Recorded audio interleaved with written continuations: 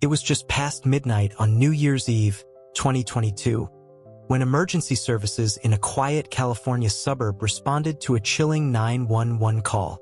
Inside a well-kept home in San Bernardino County, they found the lifeless bodies of Richard and Rita Zaiko, beloved foster parents, known for their kindness and involvement in the local community. There were no signs of forced entry, no valuables taken, just silence, and a sense that something deeply wrong had taken place. Their adopted daughter, 19-year-old Michelle Jamie Zaiko, was nowhere to be found. Within days, investigators uncovered a disturbing connection between Jamie and an obscure spiritual collective called the Ziziani.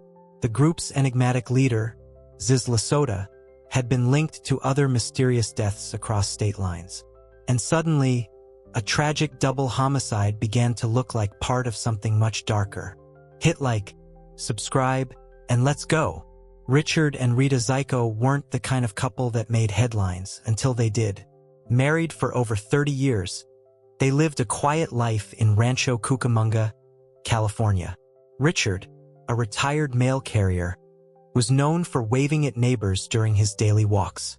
Rita volunteered at the local food pantry and loved to bake. Their home was warm, modest, filled with framed photos of family gatherings and holidays past. They had no biological children, but over the years they had fostered several teens. In 2017, they adopted Michelle, a quiet girl with a complicated past. They called her Jamie. At first, she seemed grateful, shy but polite. She helped Rita in the kitchen and joined them at church on Sundays. But as Jamie grew older, something shifted. She became distant, withdrawn. She stopped using the name Jamie and insisted on being called Zara. The Zaikos tried to be patient, unaware that their ordinary life was about to unravel. In early 2021, Rita noticed something strange. Jamie, now insisting everyone call her Zara, even stopped coming home some nights. When she did return, her clothes smelled of incense and smoke, and she spoke in cryptic phrases about higher realms and awakening from the sleep of the dead. Richard brushed it off as teenage rebellion, maybe something she picked up online. But Rita couldn't ignore the unsettling changes. One afternoon, while cleaning Jamie's room, Rita found a black notebook filled with symbols, drawings, and rambling texts about transcending earthly bonds and cutting ties with illusion. At the center of almost every page was the name Ziz. When confronted, Jamie only smiled and said, "You wouldn't understand." There was no shouting, no drama, just an eerie calm that left Rita with a chill she couldn't shake.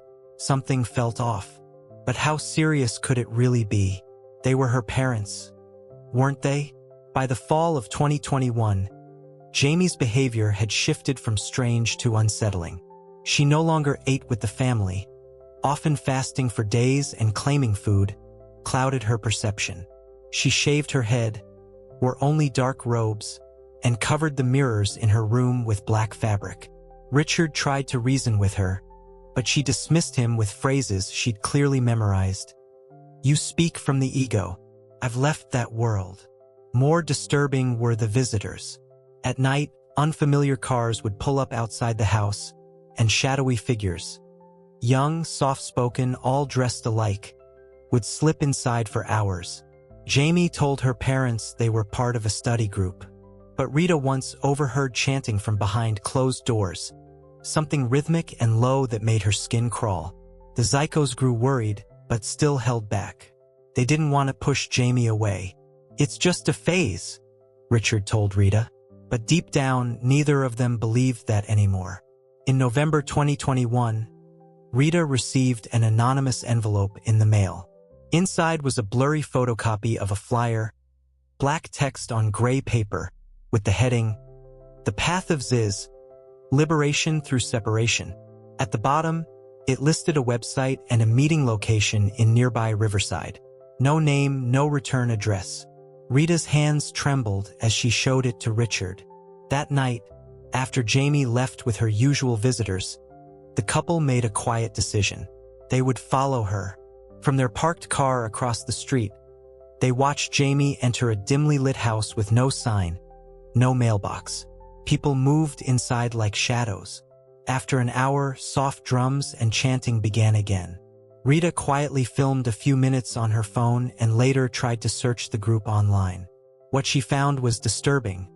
Forums warning of a leader named Ziz LaSota, a self-proclaimed prophet with a history of isolating young followers.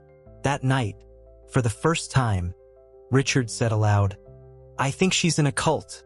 In early December 2021, Richard contacted a local nonprofit that specialized in cult intervention. A counselor there, who had worked with former Ziziani members, confirmed their worst fear. The group was known for psychologically breaking down recruits and encouraging them to sever ties with their families. More troubling, there were reports of members being urged to give up their possessions, even their names. Jamie's new identity, Zara, wasn't just symbolic. It was part of the process of erasing her past. Rita felt sick. This wasn't rebellion, it was control. They had opened their home to a girl who needed safety, and now she was being pulled into something dangerous. When they confronted Jamie gently, begging her to talk, she stared through them and said only, "I'm not who you think I am." That night, Richard double-locked the doors. For the first time in his life, he was afraid of someone living under his own roof. On the night of December 31st, 2021, Richard and Rita made a quiet decision. After the holidays, they would seek legal help to petition for Jamie's temporary removal from their home. They loved her, but it was no longer safe. That evening, they prepared a simple New Year's dinner, hoping she'd join them. She didn't. At 11:47 p.m., a neighbor's door camera captured Jamie, or Zara, walking toward the Zaiko home with two unidentified individuals dressed in long, dark coats. None of them appeared again on any camera. The next morning, police entered the house after a welfare check request. Richard and Rita were found dead, no signs of forced entry, no sign of struggle. Jamie was gone. The only thing left behind was her notebook, placed deliberately on the kitchen table, open to a page that read, "To ascend, one must sever." And just like that, the ordinary life the Zaikos had built was gone. What would drive someone to believe love was something to escape from? In the weeks following the murders, investigators searched desperately for Jamie and any trace of the two people seen with her. But the Ziziani had no official registry, no listed leaders, no central location. The group functioned like smoke, visible only in fragments, impossible to hold. The Zaiko's extended family was devastated. Friends and neighbors who remembered Richard's warm greetings and Rita's cinnamon rolls were stunned. No one could believe Jamie, quiet, thoughtful Jamie, could be involved. But the evidence was hard to ignore: the notebook, the surveillance footage, her disappearance. Authorities issued a nationwide alert. Tips came in from Oregon, Nevada, even Utah, people claiming to have seen Jamie at remote communes or hitchhiking near desert highways. Nothing confirmed. Just shadows. But one lead offered a glimmer. A former Ziziani member reached out anonymously, saying she's not lost. She's been led. And she can still come back. The question now, would she ever want to? By mid-2022, the case had stalled. No arrests. No confirmed sightings. But then, a break through patient, persistent work. Federal agents traced an online message board used by fringe spiritual groups. A user named Zara Reborn posted cryptic entries echoing Ziziani doctrine. Investigators tracked the IP to a remote property in northern Arizona. When agents arrived, Jamie was there, thin, silent, but alive. She didn't resist. No weapons, no confrontation. Just a teenager who looked far older than her years. Back in custody, Jamie barely spoke for weeks. But with the help of trauma counselors and former cult members, she slowly began to talk about manipulation, fear, and the belief that leaving her old life behind was the only way to awaken. She wasn't charged, but placed under psychological supervision. Richard and Rita never saw the end of the story. They tried to change. But their quiet love, their refusal to give up on her, may have planted the seed that brought Jamie home. Today, Jamie lives under a new name in a state-run recovery program for young adults exiting high-control groups. She rarely speaks of the past, but counselors say she's beginning to ask questions about who she was before Ziz and what kind of life she wants beyond the shadows of that belief system. The Zaiko's home was sold quietly in late 2023.